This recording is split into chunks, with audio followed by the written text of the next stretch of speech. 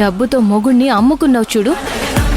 డబ్బు వచ్చింది అనే అహంకారంతో నీ కళ్ళు నెత్తికెక్కించుకున్నావు కదా. కానీ భర్తను అమ్ముకున్నా నీ లైఫ్లో నువ్వు ఏం కోల్పోయావో నీకు తెలిసేలా చేస్తాను.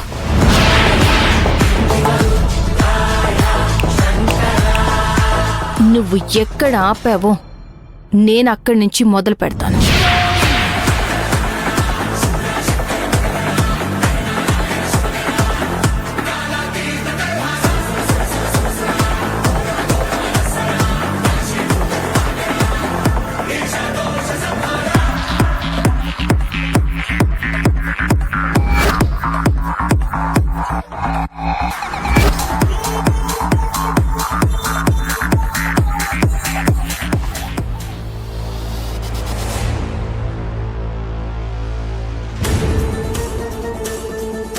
సుహాసిని,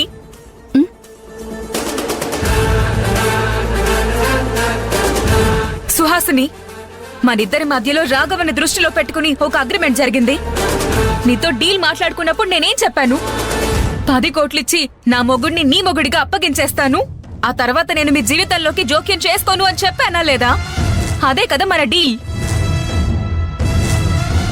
మనిద్దరి మధ్య జరిగిన ఒప్పందం మూడో వ్యక్తికి తెలియకూడదు అని అనుకున్నాం కదా. మరి ఈరోజు అందరికీ ఎలా తెలిసిపోయింది? ఈ విషయం నన్ను అడుగుతున్నావేంటి? నువ్వే ప్రతి ఒక్కరికి తెలిసేలా చేసుకున్నావు.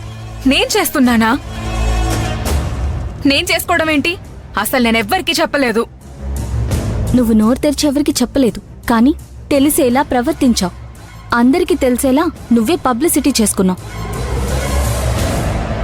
తెలిసేలా ప్రవర్తించడమా? అంటే నేనేం చేశాను? 10 కోట్లు రాగానే కార్లు కొనడం, నక్లెస్లు కొనడం, ఆడంబరాలకు పోవడం, ఇవన్నీ చూస్తే ఎవరికి మాత్రం అనుమానం రాదు? నిన్నటి వరకు మామూలుగా ఉన్న అలేఖ్య ఈ రోజు ఉన్న పలంగా శ్రీమంతం వెలుగుబోస్తూ తిరుగుతుందంటే ఎలా వచ్చింది, ఎందుకొచ్చిందని అనుకోరా? భూమి ఏమీ పిచ్చి పిల్ల కాదు, చాలా తెలివైనది. నీకు డబ్బు ఇవ్వడం కూడా సింహరాజ్ పని అని మొదట అనుకుంది. కానీ బ్యాంకు లావాదేవీల్లో డబ్బొచ్చిన దారి అన్నిటినీ కనిపెట్టేసింది.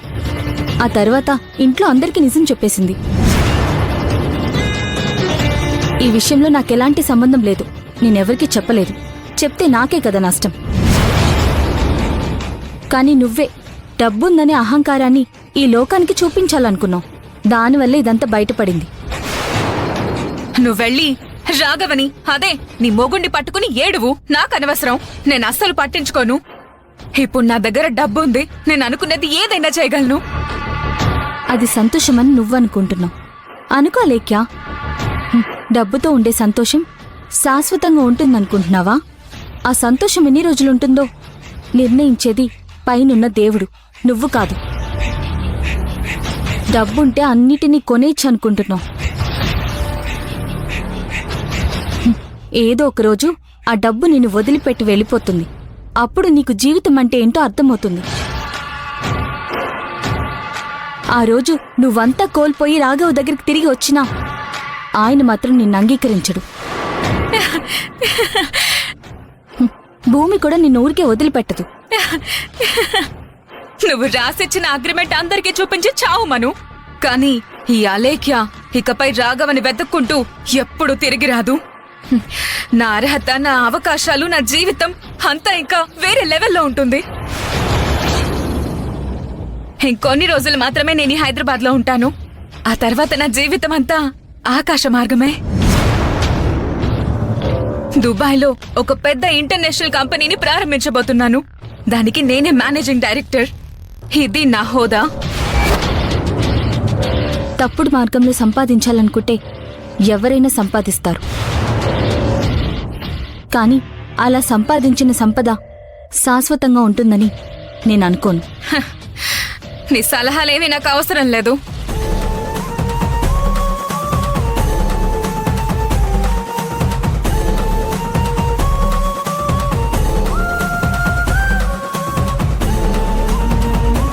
ఒక ఆడదాని జీవితం తప్పుడు మార్గంలోకి వెళ్ళినప్పుడు దానికి ముగింపు ఎలా ఉండబోతుందో కాలమే నిర్ణయిస్తుంది.